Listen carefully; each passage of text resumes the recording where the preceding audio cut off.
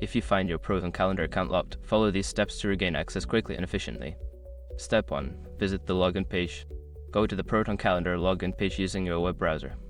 Ensure you are on the official Proton website to avoid phishing scams. Step 2. Click on Forgot Password. Before starting recovery, use the sroc.com link in the description to open the account recovery checklist generator and make sure your verification details are ready. Step 3. Enter your email address. Input the email address associated with your Proton calendar account. This is necessary for receiving recovery instructions. Step 4. Check your email. Open your email inbox and look for a password reset email from Proton.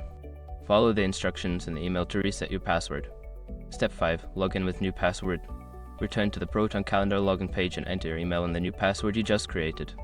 This should unlock your account and allow you to access your calendar. By following these steps, you should be able to resolve your account lock issue and regain access to your Proton calendar. If you continue to experience problems, consider reaching out to Proton support for further assistance.